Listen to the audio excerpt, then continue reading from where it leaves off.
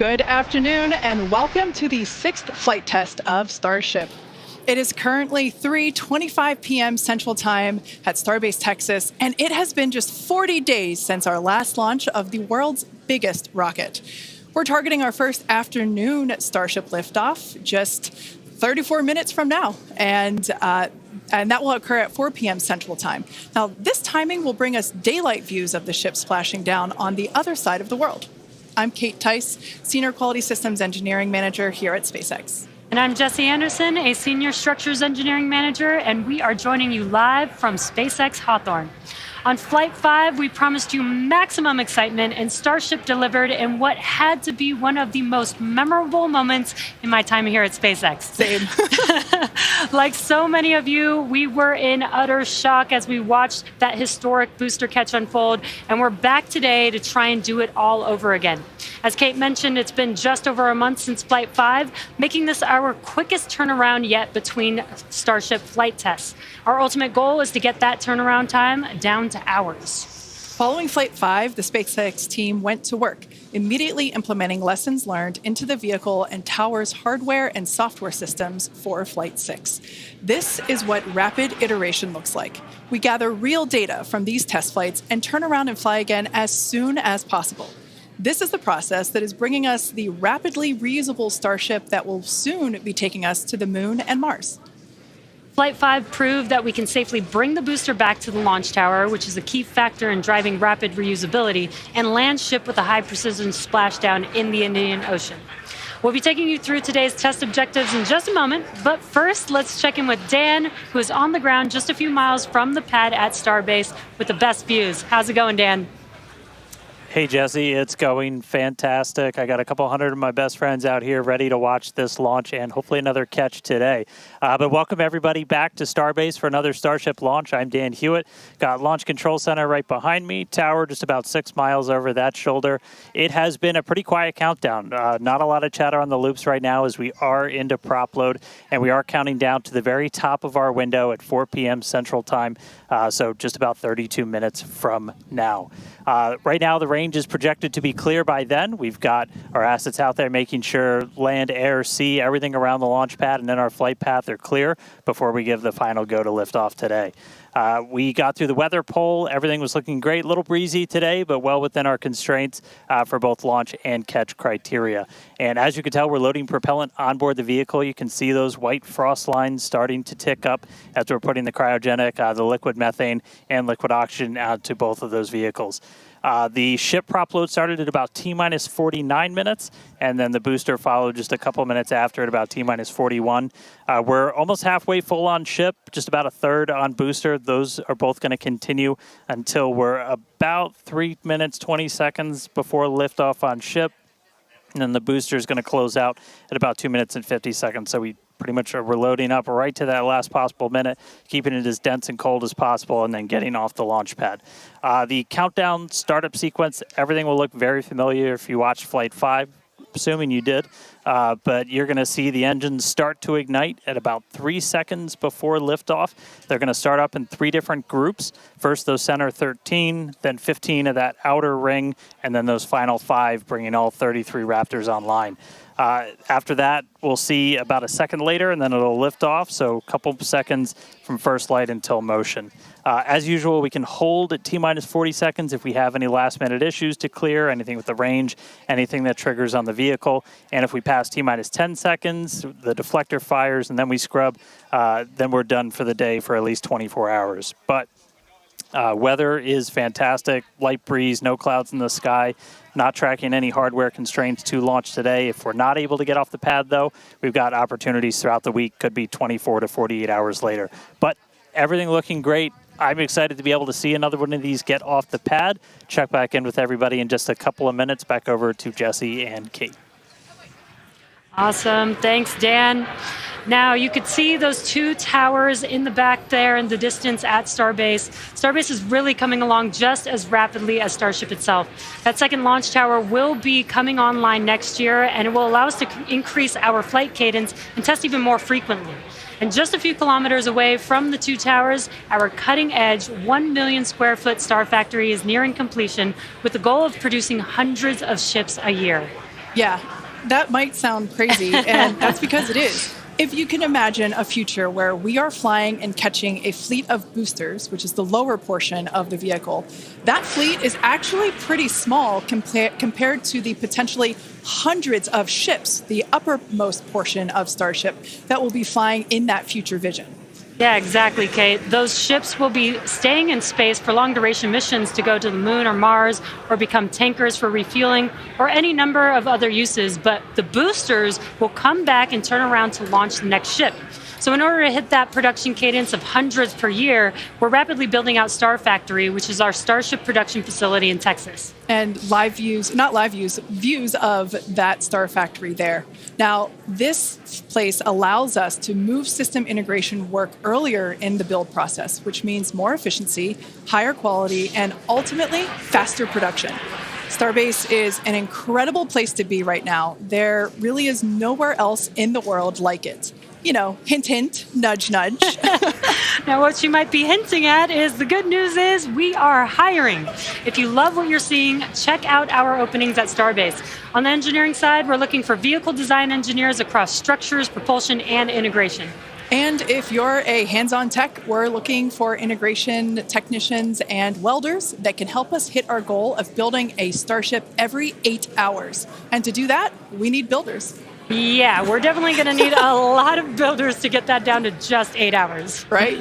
Now, beyond that, in order to keep Starbase growing, we have all kinds of roles, from baristas to HVAC technicians to EMTs. So chances are, if you're looking, we have a place for you. Visit spacex.com/careers to see all of our openings. Every role is critical to the future of Starship. With Starbase growing faster than ever, we can't do it without you. This place is where our future is being built, and that is a future that we are all very excited about. All right, let's dive deeper into the inner workings of Starship and learn more about this flying skyscraper. Starship features two major parts, the ship, which has 6 Raptor engines, and the Super Heavy booster, which has 33 Raptor engines. Now, just like flights 1 through 5, the current iteration of Starship is an experimental vehicle flying for development. And with a few planned upgrades, Starship will have 3 times the thrust of Saturn V at 10,000 metric tons of thrust, plus the added benefit of full reusability. Starship 2 will be capable of carrying more than 100 tons to orbit, and Starship 3 will be able to lift more than 200 tons to orbit. Now, the amount of mass we're able to launch per rocket is crucial to creating a self-sustaining city on Mars. Exactly. And speaking of launch mass, we should probably acknowledge the banana in the room and our today's secret payload. Okay, so 2 things here. The first is, remember on Flight 5, we had a giant Mechazilla decal where the banana is today. And there you can see that on your screen. Now, that decal is 3 feet tall, which might be hard to tell looking at it on the ship right there, which is why we have a full-scale reproduction of that decal here with us so that you can see the size compared to humans. Yeah, it is bigger than you think it is. Like Jesse said, it's 3 feet high, and this is full scale, just like the one that was on Flight 5. Now, it is hard to follow Mechazilla, but I do have one better. Bananas have been used for quick visual comparisons for quite some time, and our teammates thought it was time to bring the venerated yellow fruit to Starship. Today, we're flying Starship's first ever physical payload, which is, as you might have guessed, is a banana. That's a live view inside Starship, and if you look closely, you can see our stuffed banana payload, which is doubling as today's zero gravity or zero-G indicator. And while this payload will remain inside the vehicle at all times and will not be deployed today, it did give us a chance to do a test run of payload approval processes with the FAA. And that's something that we're hoping to do next year if we start flying our first Starlink satellites on Starship. Godspeed, banana. Some additional size for context, you can see on your screen a Starlink Mini next to a banana for scale. And to get an even better sense of how big Starship is, let's take the average size banana next to the average size human, which is about 2 meters high. Towering over our average human is the length of the Millennium Falcon, which comes in at 35 meters. Our Falcon 9 rocket with the payload fairing attached is double the size of the Millennium Falcon at 70 meters, and nearly twice the size of that is the fully integrated Starship at 121 meters tall. The ship is about 50 meters, and the Super Heavy booster alone stands 71 meters tall. And we do have plans to make the ship and booster even taller in the future. And yeah, it might be hard to imagine that because it's pretty big already. Now, Starship's first stage has a diameter roughly 2.5 times that of Falcon 9, and as you can see on your screen, with 33 much larger Raptor engines. I love this view. This is looking up at the aft end of Starship there at the engine bay. Now, moving up the rocket, the ship features 6 Raptor engines, 3 sea levels and 3 vacuum engines, which are optimized to operate in the vacuum of space. The ship is designed for vertical takeoff and landing on any hard surface, like the surface of the moon, for example. This ship is also outfitted with 4 flaps to help aerodynamically control the vehicle's attitude during atmospheric flight and enable a precision landing. To reach full reusability, the ship must survive reentry not just once, but multiple times. It took the teams at SpaceX about 3 years to develop the heat shield on Starship, and development for improvements is still ongoing. The ship's heat shield is composed of thousands of hexagonal ceramic tiles designed to insulate the vehicle during atmospheric entry, where temperatures can be as high as 2,600 degrees Fahrenheit or over 1,400 degrees Celsius. The tiles are something we iterate on every flight test as we build towards a heat shield requiring no refurbishment between flights to unlock rapid reuse. And the teams have actually already begun testing the heat shield tiles in environments simulating Mars atmospheric entry conditions, which we'll see more of in just a few minutes. You know, slightly different than coming back to Earth. Just slightly different. And in between the first and second stages is our hot stage, which we saw in action on flights 2, 3, 4, and 5. So let's recap that last flight to understand what we accomplished and how that's changing for today's flight. On October 13th, Starship successfully lifted off at 7:25 a.m. Central Time from Starbase, Texas. A gorgeous sunrise ascent that was fairly quickly followed by the hot stage separation maneuver, which we see here, as well as on multiple previous Starship flights. The booster then performed a flip maneuver, boost back burn, and then we jettisoned that hot stage, which you see there. The booster then performed its boost back burn, which brought it back on a trajectory to the launch tower, back to the Gulf Coast. We can see here the booster descending through the Earth's atmosphere. It broke the sound barrier again as it was coming back through. Those Raptor engines relit, and then the moment that made us all lose our minds, the booster came back for a successful first ever catch by the chopstick arms back at the exact same launch tower that it launched from. It was insane. As you can see, we all went bananas. And you did too, probably. Thousands of distinct vehicle and pad criteria had to be met, and thanks to the tireless work of the entire Starship team, we succeeded on that first attempt. And while that all was happening, ship was continuing to coast towards the Indian Ocean. It executed an excellent coast, made its way down through re-entry, relit its engines, did that flip maneuver, relit its engines for landing burn, and then splashed down into the Indian Ocean. Now that whole flight test concluded, that splashdown 1 hour, 5 minutes, and 40 seconds after launch.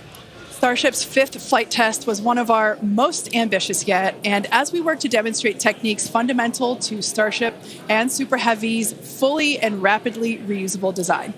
And I think I speak for all of us when I say that seeing the catch for the first time was an extraordinary moment for the entire SpaceX team. We've seen a lot of wild firsts here, but that was truly an epic moment in time. Yeah, we're not forgetting that anytime soon. Certainly one in the history books. Now, today's mission profile is very similar to Flight 5, but there are some differences that we've incorporated as we prepare for future reuse. About 20 minutes from now, Super Heavy will ignite its 33 Raptor engines and lift off from Starbase. About 2.5 minutes into flight, the booster will separate from the ship in a hot stage separation, and we've seen that occur on multiple flights, including Flight 2, 3, 4, and 5. About 2 seconds after that burns, we'll jettison that hot stage. The booster will perform its flip and boost back maneuver. And we will once again look to return the booster to the launch site for a catch by the tower's chopstick arms.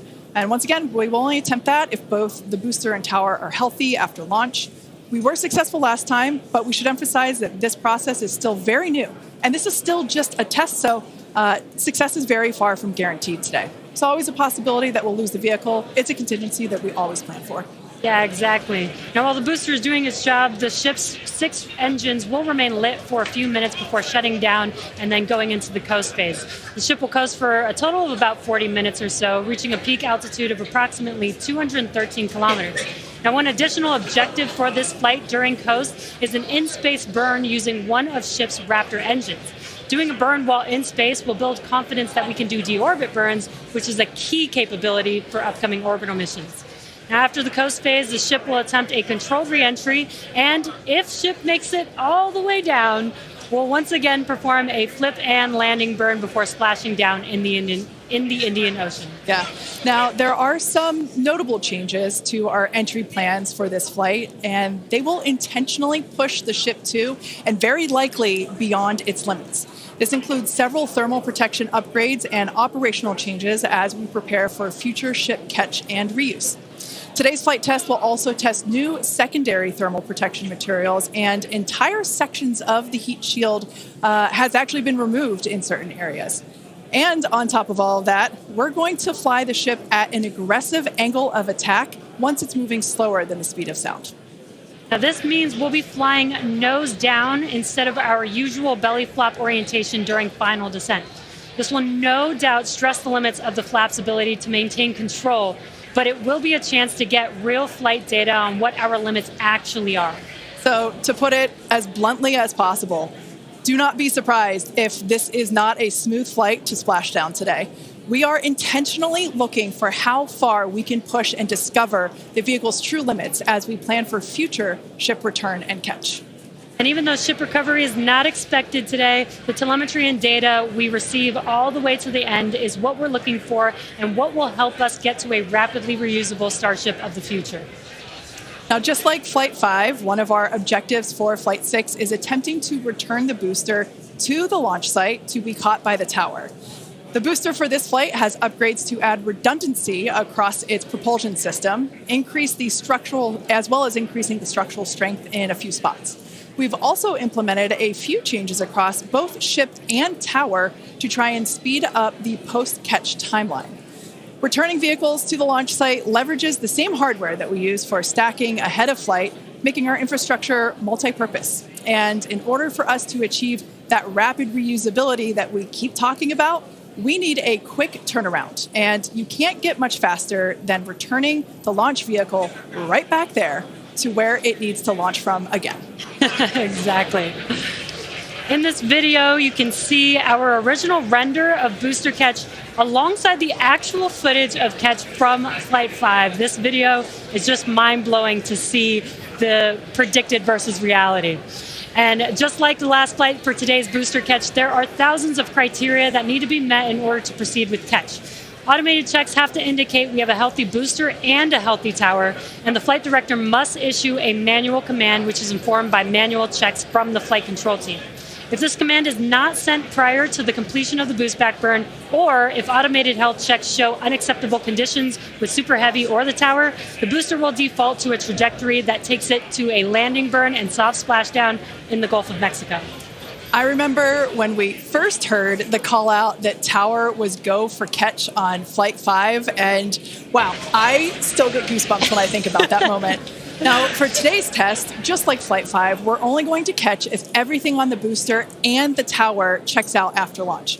As always, we accept no compromises when it comes to the safety of the public and our team. And so to that end, the area around the pad and the flight path are cleared in advance.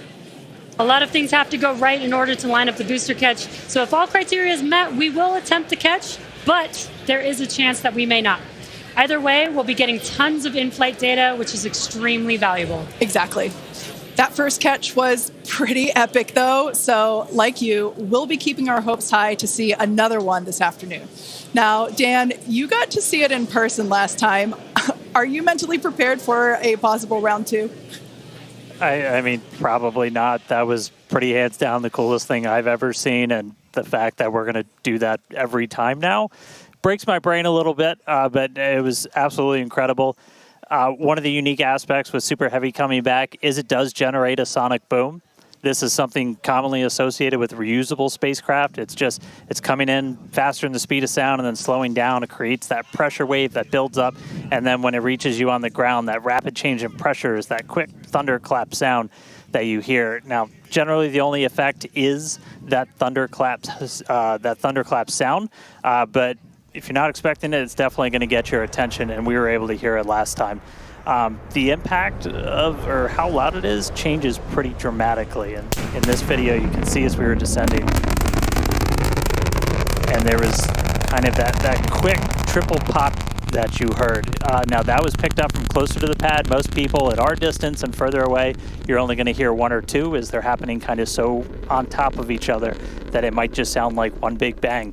But as I said, that's something that's only associated with spacecraft being reused. We hear it with Falcon 9. We heard it during Shuttle, and looking forward to hopefully hearing it today. Just a quick status check, though. We're about 85% full on ship, almost 2/3 of the way full on booster, continuing to count down about 13 and a half minutes, a little under that, until we lift off today. But still looking good. I'll check back in with you guys in a few minutes. Back over to Jesse and Kate. Thanks, Dan. Yeah, I think Dan said it really well when it really does hurt the brain to think that this is going to be the norm, that this is just the beginning. Every one of these flights is a step closer to a fully operational Starship that will take us beyond Earth orbit. And with our pace of rapid iteration here, the Moon and Mars are not nearly as far in the future as you may think. In fact, we're planning to send Starships to Mars as soon as 2026. Which is when the next Mars transfer window opens, which is under 2 years from now. Now, you might be familiar with the Starlink logo, which you see there on your screen. It's an iconic representation of the Mars transfer orbit, also called the home and transfer orbit.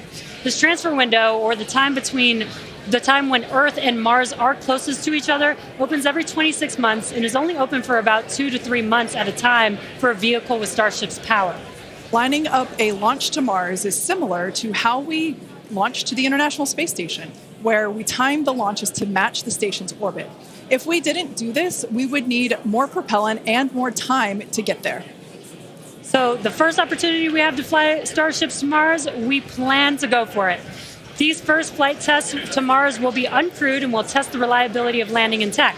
If those landings go well, the first crewed flights will soon follow after that. Right now, our flight tests are focused on proving out reusability of both Super Heavy and Starship. In 2025, we'll continue that focus while also potentially flying our first Starlink missions and demonstrate capabilities central to our role in taking astronauts to the moon as part of NASA's Artemis program. Starship will be used to land astronauts on the lunar surface on NASA's Artemis 3 mission, which will put the first humans on the moon since 1972. One key capability will be the ability to refuel Starship on orbit, which you can see there on your screen, with a Starship prop tanker docked with a fuel depot. Next year, we're planning to test this capability by launching 2 Starships and having them meet up to transfer tons of cryogenic propellants.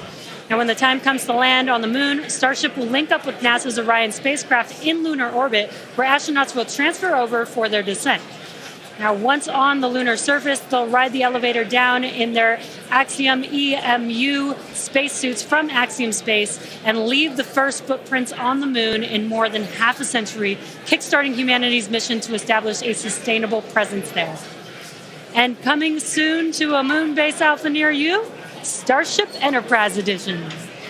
That is so exciting, and all the advancements that are going to come in order to enable all of that. Now, our rapid iterative development approach has been the basis for all of SpaceX's major innovative advancements, including Falcon, Dragon, and Starlink. Today, we're testing hardware and systems, and we need to know how they perform under the most extreme conditions. And what's more extreme than the flight environment? We'd much rather find the bugs and limits now during testing than later on when there's more on the line. And to reiterate, while we do determine an acceptable level of technical risk on our vehicle and pad to learn as fast as possible, we accept no compromises when it comes to the safety of the public or our team. So all that to say, this is only the 6th of many future flight tests of Starship before it becomes fully operational. And we tend to do our testing out in the open, just like today. And that means people sometimes see when our hardware doesn't perform as we planned during that testing. And that's okay, because this is exactly what we are testing for, to physically see if hardware performance matches what we expect it to do or not. Even more with today's test flight, where we're purposefully pushing the ship beyond its limits. Starship development is also being aided by Starlink space-based connectivity. You might remember the Starlink panels that are incorporated into Starship, and you can see them there on your screen, those rectangular panels on Starship's nose cone. Starlink brings us the epic views in space and on reentry, and also helps deliver us critical flight data engineers need to continue development. Yeah, Starlink continues to help us push the limits in space in the short term by providing great views and real-time data on our next few flights, particularly through reentry, which spaceflight veterans know that is historically a period of blackout for all communications within spaceflight. Outside of Starship, Starlink has helped people across the globe, particularly in rural and remote areas that have been underserved by traditional broadband internet. Yeah, and soon, Starship will deploy our next generation Starlink satellites, which will continue to increase our capability to connect even more people with high-speed internet all around the world and beyond. Now, as we continue to prepare for our next several flight tests, we recently performed a cryo-proof test of the Starship for Flight 7, our first operation with the vehicle debuting a number of major milestones. The ship has been stretched to make room for larger propellant tanks, increasing the propellant capacity from 1,200 tons to 1,500 tons. The forward flaps also got a redesign. They have shrunk in size and they also shifted in location, and both of these things will help better protect them during entry heating while still providing control. There's also a wide range of upgrades that will make the vehicle more reliable, adding redundancy to and the ability to operate for longer durations in space. One unique aspect of a trip to Mars are the different conditions ship will see when entering the Martian atmosphere. Now, it's difficult to simulate Mars's atmosphere when re-entering on Earth, so we've been testing a variety of heat shield materials inside a specialized plasma jet chamber at the University of Illinois Urbana-Champaign, where we're able to more closely simulate Mars's 95% carbon dioxide atmosphere. Aside from looking awesome, this is important testing. The intense heat of entry will cause the CO2 to break down into its base elements, exposing Starship to atomic oxygen, which increases surface heating and can cause materials to oxidize or start to break down. Spacecraft entering over Mars encountered more than twice the amount of atomic oxygen at their peak when compared to Earth, and that is certainly a unique challenge. As we continue to test, we'll learn more about what makes a great heat shield for Mars. All right, now that we're heading into the final minutes of the countdown, let's go back to Dan for the latest on the ground there at Starbase. Hey, Kate, afraid I have nothing but good news for you. We have a go from our range safety team. We are a little over 90% full on ship, almost 85% full on booster, and not tracking any holds to an on-time liftoff. So we've got about 3 more minutes of prop load. As long as the range stays clear, we don't trip any other holds, we might blow right past that T-minus 40-second mark and lift off right at the top of our window at 4 p.m. Central. So toss it back to you guys one more time, but fun part about to start, we are, a little under 6 minutes away from launch. All right, so we are continuing to progress now at 5 minutes and 43 seconds until liftoff. Now, once we pass the T-minus 40-second mark, a number of events are going to occur in rapid succession. The ground spin and ignition systems will come up to flight pressure, and the ship will go on to internal power. And then after that, the quick disconnect, or what we call the QD arm lockout, is removed in preparation for retraction shortly after T0. And once we pass the T-minus 40-second mark, we still have the ability to recycle the count under certain conditions back to T-minus 40 seconds and then hold there to assess what happened and if we can proceed again to T0. Exactly. However, once the water for the deflector system begins flowing at T-minus 10 seconds, any issue after that would be an automatic scrub for the day, as the teams would need to refill the deflector's water tanks as well as the propellant storage tanks over at the tank farm before we're able to make another attempt. Now, it is just so unbelievable that it's just been only a little over a month, and we are just a few minutes away from Flight 6. The crowd here is building up. We've got a much larger crowd here than when we were launching at 4 or 5 in the morning out here. So very exciting to have an afternoon launch to have all the employees here. Exactly. Now, just as a reminder, that T-minus 40-second hold, if we opt to use it, everything is still potentially go for launch. So nothing to be worried about there. At that point, basically up until T-minus 40 seconds, all aborts are just holds. This would allow the team to wait for final checkouts to assess propellant levels, engines, avionics, vehicle pressurization, range, weather. Occasionally we've had shrimp boats lingering in the past, but that doesn't sound like that is the case today. Yeah, not today. No shrimp boats, which is great. Everything so far is looking good. We're getting really excited here, just a few minutes away. We're going to go back, send it over to Dan in Starbase. How's it going, Dan? It is still going great, just coming up on about 3.5 minutes away, so we should be done with our prop load on ship momentarily. Then about 30 seconds later, we'll close out on booster. Our flight control team on board, or in the building just behind me, not on board. Some of them might wish they were on board. Flight control team in the building behind me, they're going to have a lot of work to do right after we lift off, as we still have a lot of manual checks that happen on the tower prior to the flight director, who's going to be Tristan Pierce again today, giving a manual command to bring the booster back to the launch site. And the tower did just incredibly well on the last flight. We didn't lose any of our required redundancy for a catch. So we're hoping to see that again today. A lot of the team, really putting armor on the tower, making all of those things work, played a huge role in making that catch possible, and looking forward to hopefully seeing that happen again. And of course, sending our first payload to space. You can see the banana. It's very tightly secured, but I assure you it does have some room to float around. So once we're in a zero gravity environment, we should see our first Starship zero gravity indicator putting on a little bit of a show. And that's looking right in. That's where we're going to have Starlinks. That's our PEZ deployer. So getting its ride to space. So coming up on about 2.5 minutes, we are closing out on all of our prop load. Just heard that our fill drains are starting to close, so that means we're no longer going to be flowing propellant into the booster and the ship. We're going to do what's called pushbacks. So all of that propellant in the ground systems is going to get pushed back to the tanks, clear out everything around the pad right before we light those 33 engines and take off. Just quick reminder, you're going to see fire start at the bottom. You're going to see the deflector start at about 10 seconds before launch. Lots of water to help dissipate all that heat, all that sound.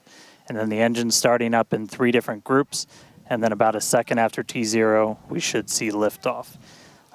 About 2.5 minutes into the flight, a little bit longer, we'll see hot staging. And that's when we're going to be listening really close on those loops to see if we're going to be bringing the booster back for a catch today. Do always want to caution, it's never a guarantee. We've done this once. We'll see if we do it again. We're only going to do it if the booster and the tower are looking really good before we attempt to bring it back here. But coming up on a minute, not tracking any holds on the board right now. So as long as we don't have any last second things, which do happen. All right, flight director just confirmed T-minus 1 minute.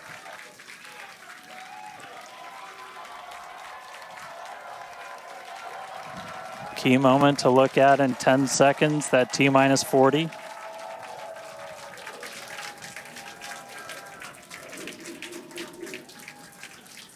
And we flew right through that.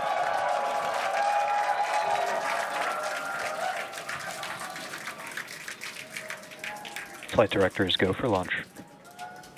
All right, we're now T-minus 20 seconds until liftoff of Starship Flight 6.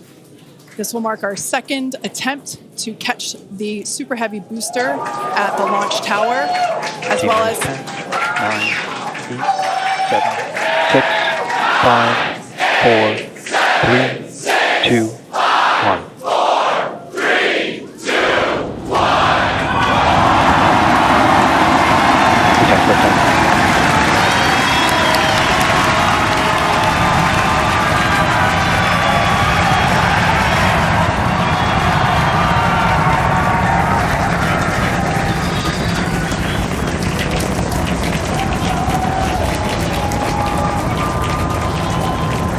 Vehicle is pitching downrange. Booster Raptor, chamber pressure nominal.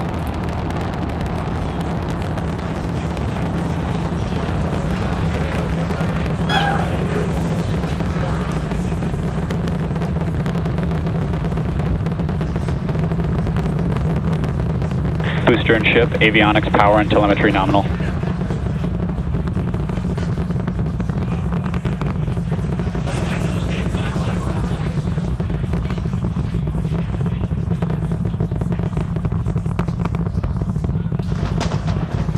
All right, we're just a little over a minute maximum into flight. dynamic pressure. We're about 6 miles away, so all the sound's still hitting us here. Hearing good call-outs that power telemetry nominal, that's flying straight and true. We do see all 33 Raptor engines lit up on telemetry screens. At this point, we've passed through that point of maximum aerodynamic pressure, that max Q. Now, coming up in just a little over a minute from now is going to be hot staging. So we're going to see the 6 engines on the ship ignite while still attached to the booster. Just before that, we'll see all but 3 center engines on the booster shut down. In what we call MECO, it's most engines cut off instead of main engine. And so while we continue to watch it go up, a lot of our flight controllers looking at all the systems around the tower. Again, we have to send a manual command.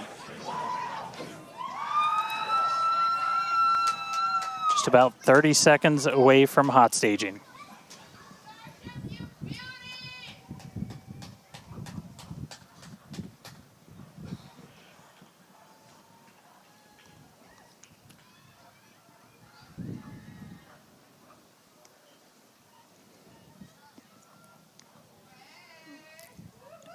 And we heard the tower is go for catch. Booster engine cut off.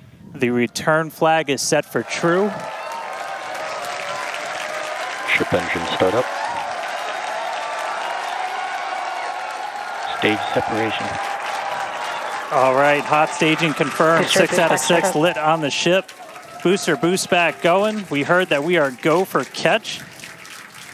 Kate, Jesse, take out the views. Hopefully I got a booster coming home real soon. Wow, from our view here, Dan, great views of planet Earth behind that super heavy booster.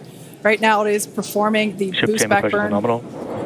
Good news there, telling us that the pressures inside the ship are good. That is the second stage or the upper portion of the vehicle. Follow along with the telemetry on the bottom of your screen. Yeah, booster is currently, super heavy is currently in its boost back burn. This boost back burn, Avionics, power, and telemetry nominal. this boost back burn lasts just a little bit over a minute. So we've got a little, approximately 30 seconds left. We've had shutdown of that boost back burn. Up next will be hot stage jettison. The view from the camera on the left, or from the booster on the left-hand side of your screen, and then tracking cam there on the right-hand side of your screen. We'll see those grid fins. Booster offshore divert. And we can also see that the hot stage has been jettisoned. Yes, visual confirmation of that there on your screen, which is great. Now the next Starship is following a nominal trajectory. The next step for booster is going into that landing burn. Again, it'll light up 13 of those engines and then pare down to 3 engines right before booster catch. All right, now just real quick, we did hear the call out, booster offshore divert. Unfortunately, that means that we are no-go for the catch. As we said before, both the tower and the vehicle, as well as the operators on console, have been actively evaluating the commit criteria for that return to the launch tower. And unfortunately, we did not have a pass on those commit criteria. So we are no-go for tower catch.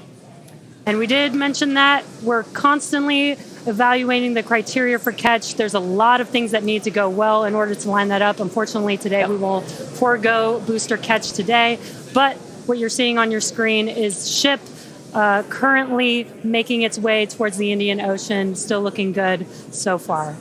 Exactly. So views there of the booster on the left-hand side of your screen, views of the ship on the right-hand side of your screen. Now, we said before that it was not guaranteed that we would be able to make a tower catch today. So while we were hoping for it, like we said, it was pretty epic on attempt 1, but the safety of the teams and the public and the pad itself are paramount. So we are accepting no compromises in any of those areas. Exactly, and we're still going to get a lot of good flight data with booster even, but especially with ship. Again, we have an additional objective today to do an in-space relight of a Raptor engine, which again will help us set us up for being able to do deorbit burns, which is Ship chamber pressure is nominal. which is important for orbital flights. And what you're seeing on your screen is a view from Super Heavy as it's making its way back down to Earth. Yeah, once again, we are attempting an offshore landing of the Super Heavy booster. So we have seen this before, and it is still very fun to watching it come down for a soft splashdown off the Gulf Coast of Texas. We can see it there re-entering. We saw earlier those grid fins. There are 4 hypersonic grid fins. Oh, we can see that the landing burn has begun on the Super Heavy booster. And same pattern, 13 engines will light, gone down to 3 just as we expected. And what an incredible view of Splashdown that we got today of Super Heavy. Yeah, I'm sure the buoy cam views will be pretty awesome once again. So we'd like to confirm a water landing once again for the Super Heavy booster. Congrats to the SpaceX team for making that milestone as well. Now, ship continues to look good. We can see that it is, while all of that was happening, the crowd here in Hawthorne continuing to react to all these amazing views that we're getting. The next milestone is... Starship is in terminal guidance. Great news there. Starship terminal guidance, referring to what we see here on our screen, the upper stage, at about 8 minutes, 35 seconds or so, we have ship engine cutoff, which will be the cutoff of the Raptor engines.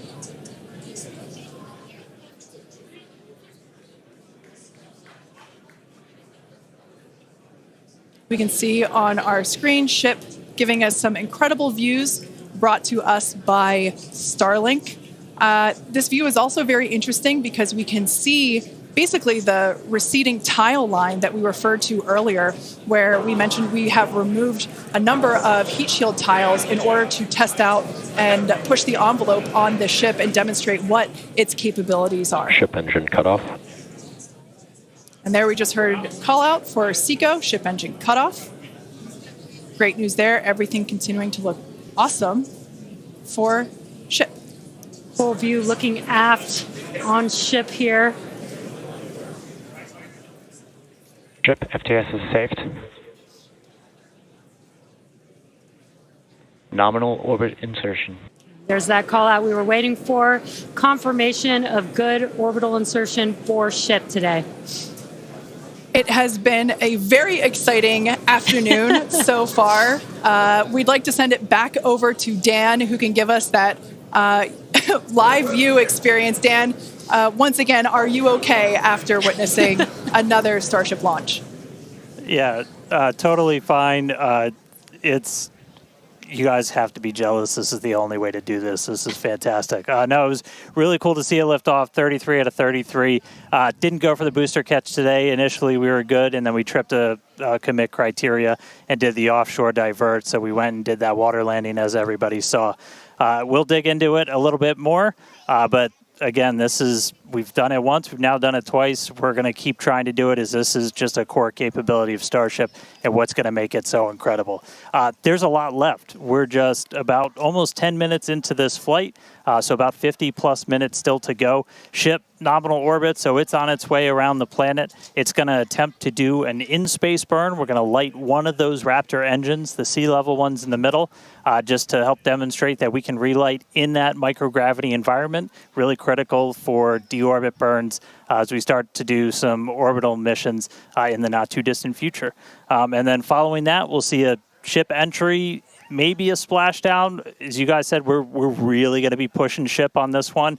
We're pretty much intentionally putting it in places where we expect it might not do so great, and all that's to try and help us learn, see if we were a little too conservative, and then maybe that opens up more capability for when we start catching them. But I'll check back in with everybody in a little bit. I'm going to tune in and watch the ship fly around planet Earth, and hopefully we see it re-entering in the not-too-distant future. Back over to you guys. Thanks, Dan. Development testing, by definition, is unpredictable, which we saw with Super Heavy splashing down in the Gulf of Mexico today, but that is exactly why we test. As is standard for these tests, the area around the pad and along the flight path was cleared prior to launch, and we expect the road and beach to remain closed until further notice. Yeah, testing development flight hardware in a flight environment is what enables our teams to quickly learn and execute design changes and hardware upgrades to improve the probability of success in the future. Please do not attempt to approach the booster in the water for your safety as well as for that of our team that will be working on recovery. Now, we are going to continue, though. The mission is not done. Exactly. The mission's not over. Ship is still coasting. But it has been nonstop since liftoff, and with the booster having completed its job for the day, we are going to take a short break for the next 35 minutes or so while ship continues to coast before reentry. Now, as with previous flights, Starlink may enable us to talk to the ship through reentry with no communication blackout. Now, we are still testing Starlink during this phase of flight, so nothing is completely certain. Yeah, so if we do have views, we will be sure to bring those to you live. And of course, one of those views include that of our, as we said before, surprise payload, the banana. And we are looking forward to it. So we're going to come back in a few minutes, around T plus 35 minutes. Exactly. Views or no views, we'll see you back here at T plus 40 minutes for our coverage of Starship's reentry, flip maneuver, landing burn, and hopefully see a splashdown.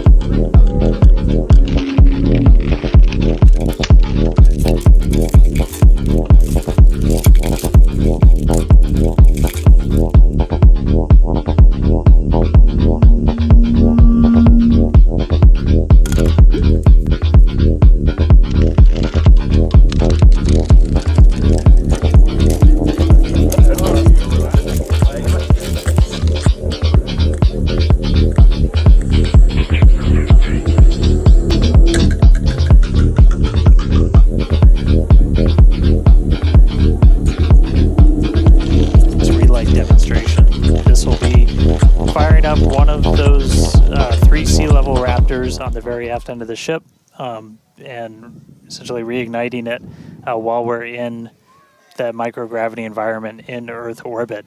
We had attempted this once previously on Flight 3, but ended up skipping it when we had some attitude control issues with the ship.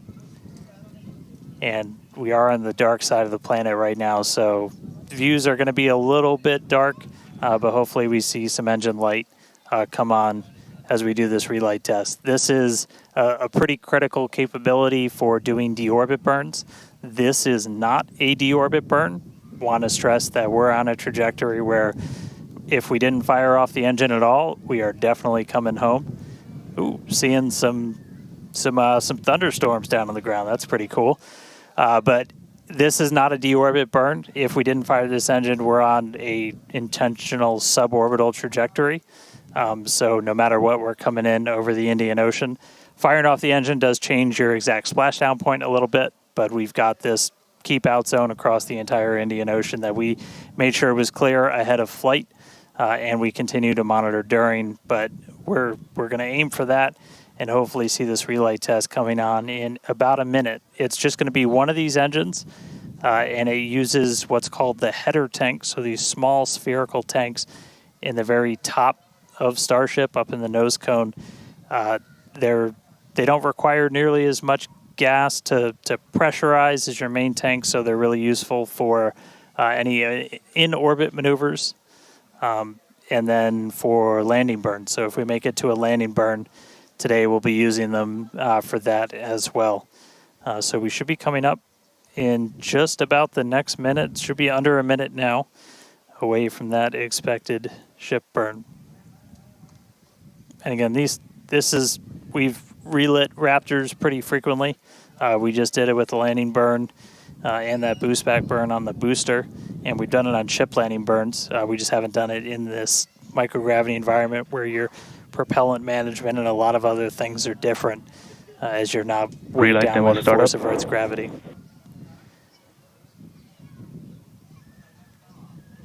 And just heard the call out for startup. There's some light. There's that Raptor relit. And shut down. All right, there you have it. The first time ever lighting a Raptor while in outer space, other than our Ascent burn. So really cool to see that relit. That's a pretty critical capability that we're going to need when we're doing orbital missions in the not too distant future. So check another one off. That was a really cool. That was an objective we really wanted to hit on this one, and so good to see ship knock that one out in orbit. But for now, we're going to coast for just a little bit longer, and then it'll be time for ship entry. So we'll get the usual light show as we return from hypersonic velocities. We're just starting to do the entry prep for that, so we're going to get the flaps positioned, and then it's going to start taking the brunt of all of that heat as you're coming in from well in excess of 10,000 miles an hour. That's all going to build up a lot of heat as you're encountering an increasing atmosphere, building up that friction. And we're going to see how the tiles fare. We've also got some pretty cool tile experiments that we'll talk about in a little bit. But coming up real soon, ship re-entry, successful relight, and we'll start this entry part soon.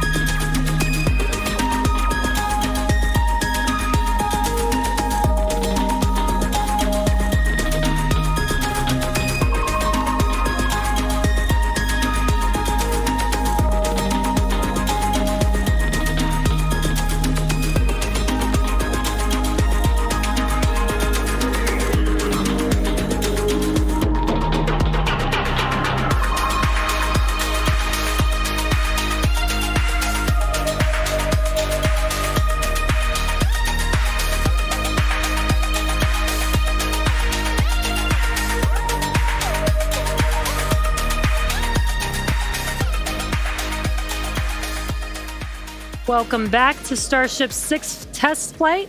It has been an exciting day so far. We lifted off from Starbase at 4 p.m. Central Time. The Super Heavy booster and ship had a successful separation as well as a good boost back burn and good separation of the hot stage adapter. We did not attempt a return to the launch site and catch attempt today when strict criteria were not met, and the Super Heavy booster executed a planned divert to a landing burn and soft splashdown in the Gulf of Mexico. Yeah, obviously we were hoping to come back to the tower, but this was a test and we knew that it was a very viable possibility. Starship is at 85 kilometers. Flaps now have control of the vehicle. All right, great news there, turning our attention over to the star of the show here, giving us these amazing views once again.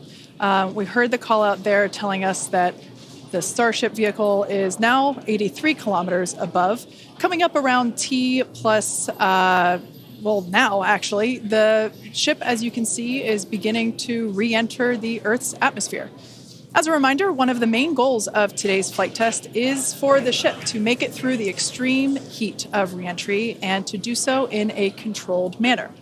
Now, re-entry is typically a portion of flight where we don't have communication capability with the spacecraft because it's re-entering at or around orbital velocity, which is roughly 8 kilometers per second or about 5 miles per second.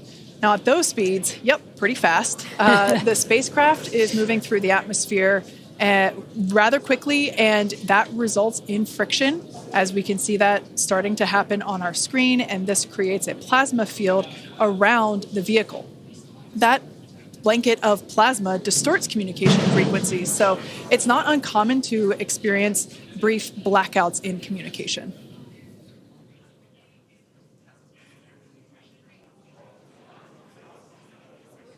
Starship is approaching the peak heating phase of entry.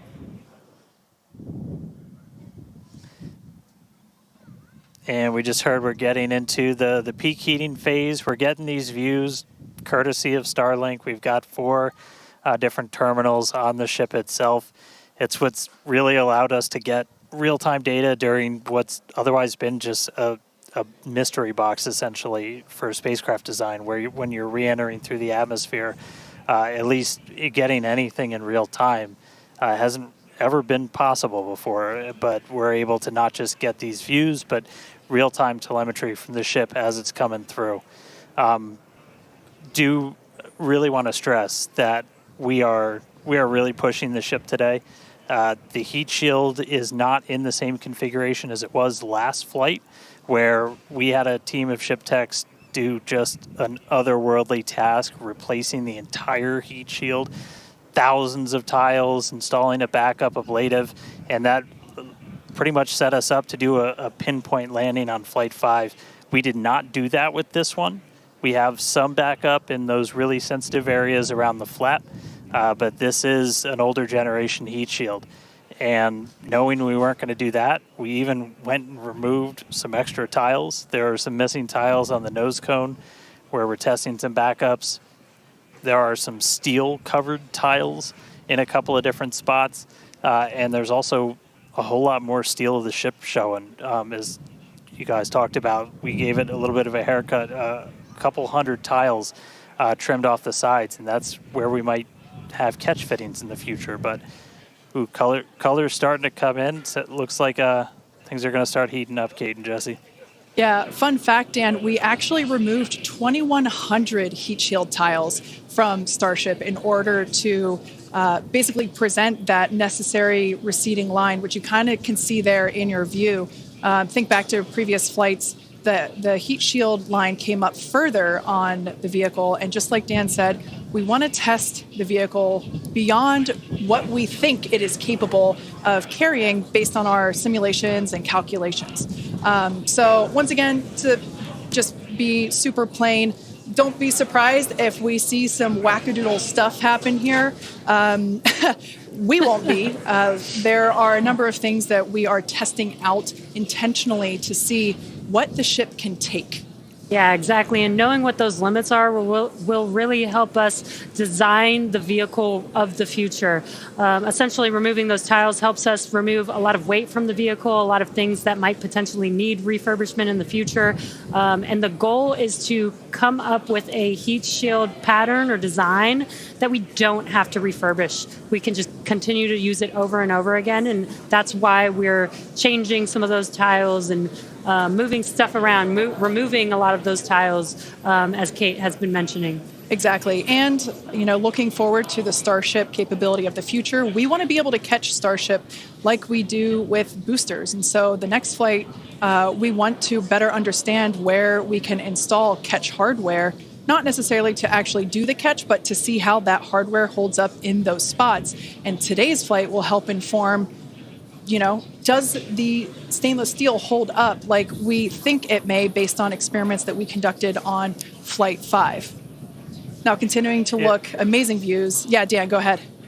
Oh, I was just going to say, there's so much on this flight that we're doing to try and, make all the ships that we're about to start flying even better, just really understand what their capabilities are going to be. We've got kind of the next-gen ship lined up for Flight 7. It's got all of those heat shield upgrades and everything. And one of the things that we're going to be doing that's most interesting, and one of the reasons we wanted daylight, is we're going to be flying pretty aggressively as ship comes in. We're going to be kind of nose down. And we've done it in wind tunnels. We've done it in simulations. You might see the flaps really flapping around trying to control the vehicle. We're betting we might have a little bit more capability than we think in just the analysis, but always a chance that bet doesn't pay off. But that just helps us know what are our Starship limits. is now halfway through the peak heating phase of entry. Sweet. Halfway there. Halfway home, guys. Yeah, and if you guys, again, can follow along with the altitude and the speed of ship as it's making its way back down to Earth, bottom right-hand corner of your screen, speed is still going really, really fast. Again, as it gets closer to Earth, we'll see that altitude drop a little bit faster. It's kind of dropping pretty slow right now. And again, as we get closer and closer to literally the surface of the water, then we'll start to see that speed pick up.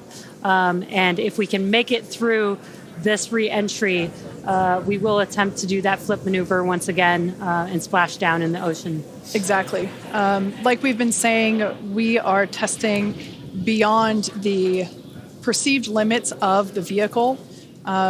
We want to go learn more about the ship, and this is a great opportunity to do that. So really pushing the flight hardware in a flight environment to help inform these future designs. As we've mentioned, it has a different heat shield. This heat shield is not the same generation as what we flew last time. This one is one generation older. So we are also testing out new secondary thermal protection materials. So basically, if the heat shield isn't in this one spot, can this other material protect the metal is the thinking there. Also, checking of the ship's structural strength in those areas where we're looking to add that ship catch hardware just to see if it survives entry. So yeah, as we've been saying, we've done a lot of calculations and simulations. This view right here is super cool. This is looking out from the aft engine bay, basically at the bottom of Starship. Then on the center left-hand panel, if you will, we have one of the forward Starship flaps, so one of the flaps located at the top of the vehicle. Underneath that is one of the aft end flaps, like the one that we see in the main picture there on the right-hand side of your screen. Now, these views as the vehicle continues to enter the Earth's atmosphere, drawing a crowd once again here at SpaceX and Hawthorne as folks tune in as the mission continues on. Now, the next event that we have coming up, we should hear the call out that the vehicle is transonic around T plus 1 hour and 2 minutes or so. That means that the vehicle is traveling near the speed of sound. We say near the speed of sound because there are certain parts of the vehicle where airflow is going faster and other parts where it's going slower. So it kind of teeters there on the brink of the speed of sound. So Once we have equal flow on all parts, then we'll hear it's subsonic. Yeah, and and almost real quick, almost a reverse of, I'm sorry, Jesse, almost a reverse of before. We see the Earth starting to come into view. We've got sunrise there over the Indian Ocean. So this is going to look different from any of the reentries we've had before. And it was specifically so like we get as much daylight as possible to see how ship does this. Over to you, Jesse. Sorry about that. Dan, great minds think alike. That's exactly what I was going to point out, is that we're getting a lot clearer view of the Earth in the background with the different temperatures that we're seeing, with the different colors of that plasma around the ship, which is really, really cool to see. Again, we are pushing the limits of ship today, but so far everything is looking pretty nominal. We'll see how the next few minutes goes. Yeah. Like we've said before, don't be surprised if this is not entirely smooth sailing all the way down to the ocean's surface. Similar to Flight 5, we are targeting the same splashdown location in the Indian Ocean, but we are not expecting to recover the vehicle. Right, and we were getting some glimpses of the flaps. The flaps so far are looking pretty good. We're not seeing any burn through. There's those flaps again in that hinge area, which is our most concerning area there. That's great news for us for now. Again, the next few minutes could change as we continuously push those limits. Yeah, once we slow down a little bit, once we're subsonic essentially, so I think that's about 1,200 kilometers an hour. Once we're down below that, that's when we're going to kind of dip our nose down and get that more aggressive angle of attack. Normally we're just belly flop right into the water, pretty much that position. But if we're going to be able to do return to launch sites, we're going to want to be able to fly with a little bit more of an angle of attack, get you a little bit more range as you're coming through. And so this'll be just a test to see quite how far can we push it. And obviously we're going to do these kind of tests way out here in super remote areas before you ever try to bring a ship back to a place like Starbase. Starship remains on a good entry trajectory. External temperatures are coming down. All right, great news there. That tells us that we are through the phase of peak heating. So we are expecting these temperatures to continue to come down. Once again, we are targeting a soft splashdown in the Indian Ocean around off the northwest coast of Australia. We can see these beautiful views of planet Earth coming in. Yeah, this is very different, where we had nighttime views of the ship as it was re-entering. And now we've got daylight. It is about an hour or so after sunrise there in the Indian Ocean. So pretty cool to see this.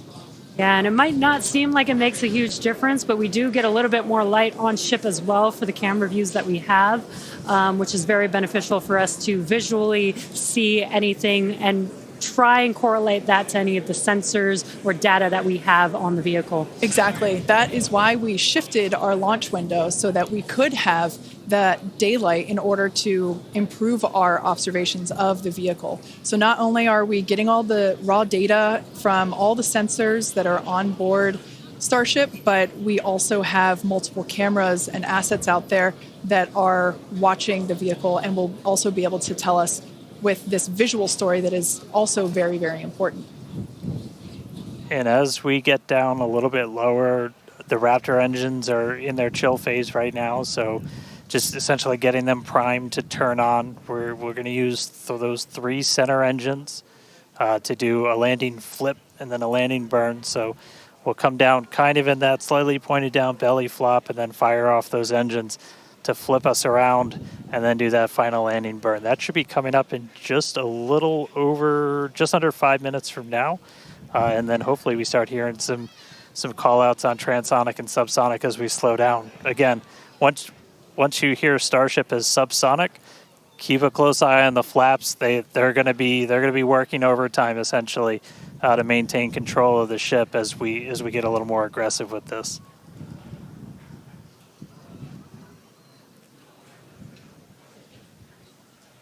We can see that we are beginning... Starship has passed maximum entry dynamic pressure. All right, great call out there. But we can see on this view here that we do have some heating there on that looks like one of the forward flaps on Starship. This is to be expected. We knew that the vehicle would perform differently than what we had seen on Flight 5. This is actually really good data because it tells us what parts of the vehicle at this, what will soon be a higher angle of attack once we drop down below the speed of sound. We'll have a higher angle of attack, meaning we're going to be flying nose down, basically. So yeah, this is good news, but we can actually, looks like that heating is starting to cool off there. Yeah, it's a little burn through. Again, it is important to note when we start seeing that through the ship's descent as well. So like Kate was saying, we're getting some really good data here. It looks like the other flaps are doing a little better than the one that has a little burn through, which is some good news. Again, constantly watching. We've got a couple minutes until we're expecting to make it all the way back down to Earth. Exactly. And like we said before, we are not expecting to recover the ship, although that would be great. It would be a nice bonus if it happened, but it's not really in our expectations today. We really want to push the hardware, as we've been saying, but really the telemetry and the data and the video that we receive all the way to the end is truly what we're looking for and will help inform the future designs of this vehicle. We can see some flap movement as the camera is moving around. That's what you're seeing there is the flaps adjusting. And we have a camera on one of the flaps there this is the view that you're seeing there. And you can also see the graphic in the bottom. Starship is slowing down past Mach 1. And call-outs aligning with this. You can see the orientation of the vehicle starting to change. You can follow that graphic at the bottom of your screen. Again, that is why those flaps are changing. They control the orientation of the vehicle. Yeah, there are four. Go ahead, Starship Dan. has started the subsonic belly flop, remains on a good trajectory. I was going to say this is when things will start to get a little interesting. So this is when we're moving slower than the speed of sound. You can see that nose slowly start to tip down, and we're going to try and maintain flap control the whole way. But we are just a couple minutes away from hopefully doing a landing flip and landing burn if the flaps can hold together. Yeah, this is such a cool view. This reminds me of when we first performed the belly flop maneuver on the high altitude test with serial number 8.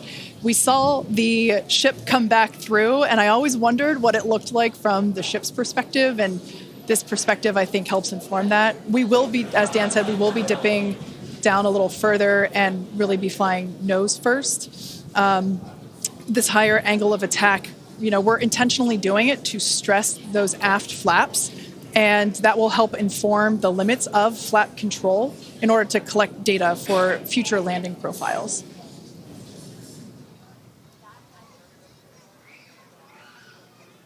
I mean, we're looking good so far. We've just got about 5 kilometers in altitude to go. We'll ignite the engines when we're still just a couple hundred meters over the ground, do that flip. Starship is passing through 5 kilometers altitude, remains on a good trajectory. I have a feeling this is going to look so cool as it passes through the clouds.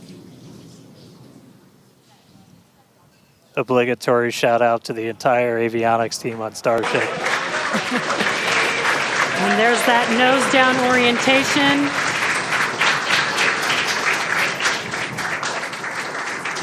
Now the Raptor engines will relight and help flip the booster back up. This is a more severe flip given the orientation. The engines will shut down prior to the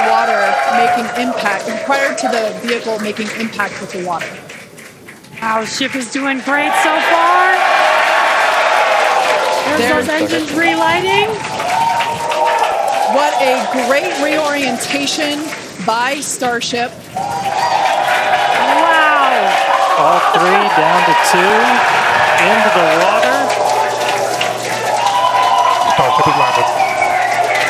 Wow. And we have ship splashed down in the Indian Ocean. Some awesome buoy cam action here. daylight There's our views. Incredible. We really pushed the limits on shipping and made it all the way back down to Earth. I am shocked, to be honest. I think many folks are. The fact that it survived all the way through while flying a lesser gen heat shield is just absolutely incredible. And turns out the vehicle had more capability than our calculations predicted. And that is why we test like we fly. Exactly why we do that. And those views were absolutely incredible to watch. Because of Starlink, we were able to get the views all the way down, as well as the buoys, seeing ship touchdown in daylight. So cool, so cool. Now, we want to, unfortunately, wrap up the show. Yeah, exactly. We'll say congratulations to our teammates at SpaceX and to everyone who supported the Starship program. And thank you to all of our future customers for your support. We'd also like to thank the people of Cameron County, Texas, as well as the Coast Guard, the Federal Aviation Administration, the Government of Mexico, and the Australian Space Agency. Now, be sure to...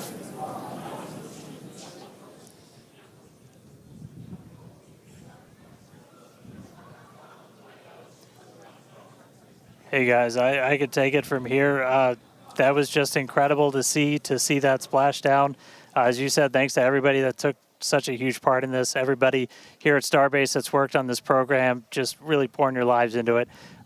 Great to see another booster lift off. We'll catch it the next time. Great to see ship in the water. New version of ship coming soon, so a lot more exciting launches coming up real soon here from Starbase. But I'll send us out this time. We'll see you guys next time. Awesome. Thanks, Dan.